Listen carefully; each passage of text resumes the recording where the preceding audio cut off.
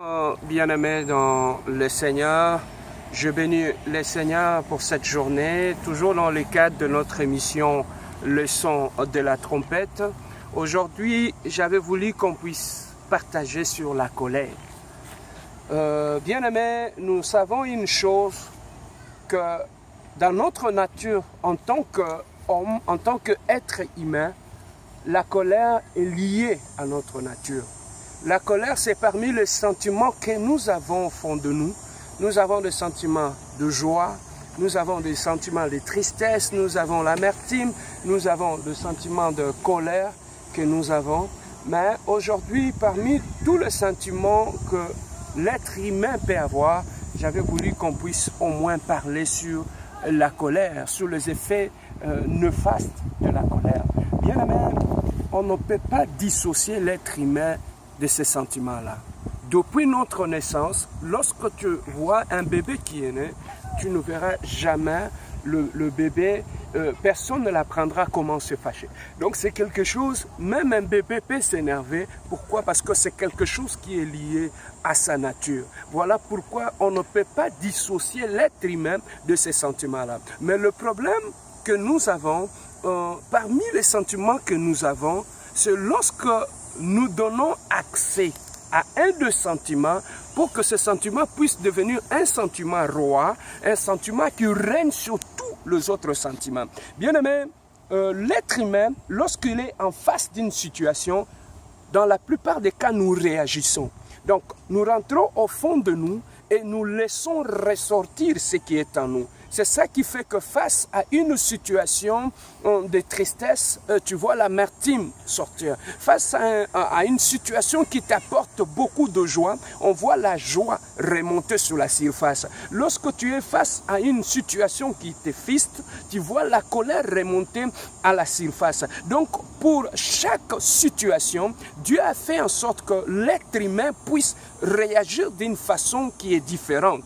Mais le problème est que lorsque parmi tous les sentiments que tu as, il y a un sentiment qui trône au-dessus des autres sentiments. Le sentiment, ça peut être un sentiment de colère. Et c'est la colère qui est dans ta vie un sentiment roi. Bien aimé, lorsque tu fais de ta vie, tu fais de la colère un sentiment roi qui trône au-dessus de tous les sentiments, bien aimé, c'est un effet néfaste.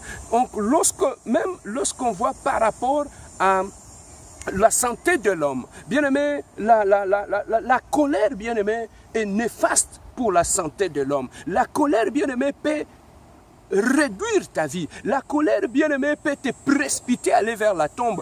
Pourquoi? Parce que lorsque la colère vient, prends le contrôle de ta vie, la première des choses, bien aimé, la colère modifie ton rythme cardiaque.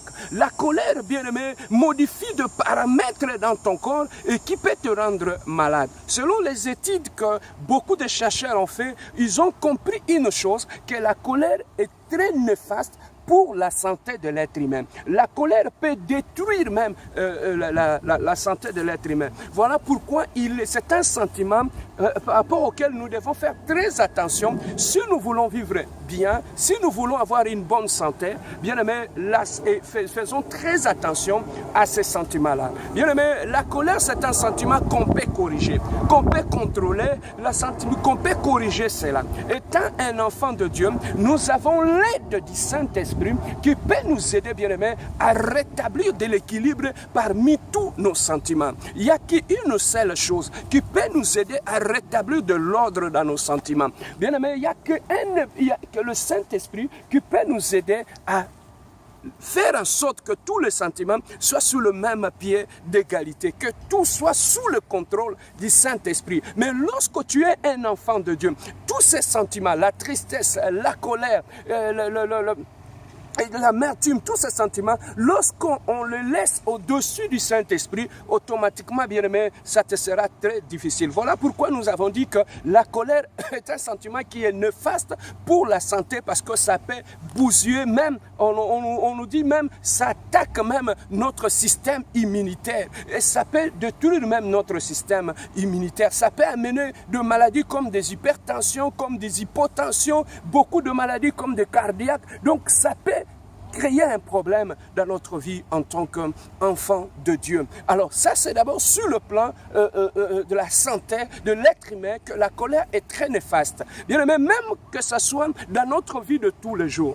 Une personne, bien aimé, qui est responsable, lorsqu'il veut prendre une décision qui est permanente, elle ne peut pas prendre une décision permanente lorsqu'on traverse une période, lorsqu'on est dans une période transitoire. Lorsque tu es dans un sentiment, lorsque tu es contrôlé par un sentiment, bien aimé, temporaire, tu ne peux pas prendre une décision permanente. Voilà ce qui est très important à cause de la colère. Parce que beaucoup n'ont pas compris cela. Ils ont pris des décisions permanentes, des décisions importantes de leur vie lorsqu'ils étaient animés par la colère. Et ça créait des problèmes dans leur vie, ça créait des dégâts, même dans leurs amitiés, ça créait des dégâts bien aimés dans leur entourage. Un homme où la colère est devenue comme un sentiment roi, c'est une personne difficilement, il peut bien entretenir ses relations avec deux gens. Il est difficile, bien aimé, une personne qui est colérique d'avoir une bonne relation, même dans le cadre du mariage avec sa femme. Il est très difficile, une personne qui est colérique, qu'il puisse entretenir une bonne relation, que ce soit avec les enfants. Bien aimé, vous imaginez dans une maison où le matin les gens se réveillent, où il fait beau vivre, tout le monde est content. Et subitement, quelqu'un pique une crise de colère et automatiquement il empoisonne toute l'atmosphère dans la maison et la maison devient triste, les enfants vont aller dans leur chambre, la femme elle est triste ou le mari est tout à fait triste, bien aimé. Donc voilà pourquoi, bien aimé, la colère peut aussi affecter même nos relations avec nos proches. C'est un élément qui est très important dans notre vie. Oui, on ne peut pas dire en tant qu'humain, on ne peut plus avoir la colère. Non. Même si tu es un enfant de Dieu, rempli du Saint-Esprit, il peut arriver que tu puisses te fâcher. Mais le problème avec un enfant de Dieu, c'est que la colère n'est pas un sentiment roi. La colère ne prend pas le dessus, la colère ne contrôle pas ta vie. La colère ne dicte pas ce qu'il doit faire. Voilà pourquoi il est très important de connaître cela, la différence entre quelqu'un qui est contrôlé par le Saint-Esprit et quelqu'un qui est contrôlé par la colère. Bien aimé, même dans le cadre du mariage, si tu veux vivre un mariage heureux, bannis la colère, bien aimé. Si tu veux bâtir une famille où il y a de l'équilibre, où les gens vivent en paix, bannis la colère, parce que la colère, bien aimé, est un élément qui est très important dans la vie d'un enfant de Dieu, qu'on puisse bannir cela. Pourquoi? Parce qu'on est des enfants de Dieu. Bien aimé, la colère est naturelle. On ne peut pas l'anéantir toute notre vie. On ne peut pas le détruire toute notre vie. Elle est là, elle vit avec nous. Mais le problème est qu'on l'a apprivoisée et on sait le contrôler. Et ce n'est pas la colère qui nous contrôle, bien aimé. Voilà, il est très important, bien aimé. La colère fera en sorte que ça te puisse t'amener dans un climat de haine vis-à-vis d'autres personnes. Et lorsqu'on habite dans un sentiment, lorsqu'on est habité par un sentiment de haine, lorsque la haine est dans votre vie, il est difficile, ça affecte même vos prières, ça affecte même votre vie, ça affecte beaucoup de choses dans votre vie de prière. Bien aimé, il est difficile d'avoir une très bonne vie de prière lorsqu'on est constamment envahi par la colère, contrôlé par la colère. C'est ça qui fait que, bien aimé, la colère est associée aussi à la haine, elle est aussi associée aussi au manque du pardon. Très souvent, bien aimé, les gens qui sont colériques, ils sont souvent dans la haine, ils sont souvent dans le manque du pardon. Or, bien aimé, lorsqu'on parle en termes d'un mariage qui est réussi, c'est un mariage où la haine est bannie. C'est un mariage où la colère est bannie. C'est un mariage où, bien aimé, des décisions et des réactions épidémiques sont bannies, bien aimé. C'est un lieu où il fait beau vivre. Or, si on veut instaurer un climat de paix dans sa famille, dans son couple, dans son environnement, ne laissez pas que la colère soit un sentiment roi dans ta vie, qui contrôle ta vie, qui contrôle tes pensées, qui contrôle ton existence. Bien-aimé, lorsque nous sommes fâchés, difficilement notre capacité de réaction, bien-aimé, et notre capacité de réflexion diminue, bien-aimé. Tu ne peux plus, sous l'effet de la colère, aller profondément dans une réflexion. Voilà pourquoi un homme qui est responsable, une femme qui est responsable, il est très important qu'on, dans cette zone-là, où tu es énervé, où tu es colérique, de prendre une décision. Bien-aimé, je vais peut-être vous relater une histoire. Il y avait une femme qui était avec son mari dans une voiture avec les enfants derrière. C'est tout simplement pour te faire voir les effets néfastes de la colère. Le mari était en train de conduire, la femme était à côté, les enfants étaient derrière, ils étaient en train de rouler.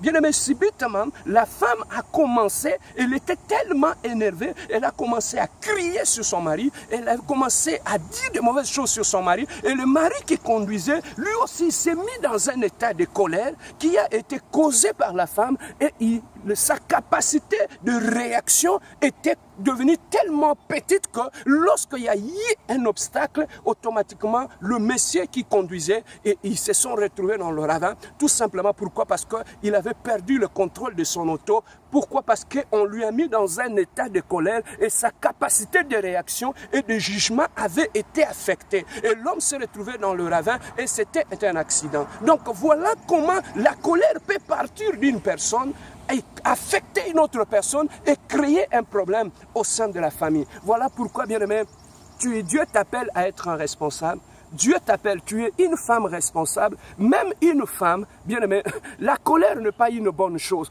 pour ta vie. À cause de la colère, beaucoup ont détruit leur mariage. À cause de la colère, beaucoup ont pris des décisions importantes de détruire leur mariage et ils se sont retrouvés toutes seules et elles le regrettent aujourd'hui tout simplement parce que c'est une décision qui a été prise sous l'effet de la colère. Alors si tu te retrouves dans cette zone-là de colère, si la colère est un sentiment roi, il n'y a qu'une seule solution.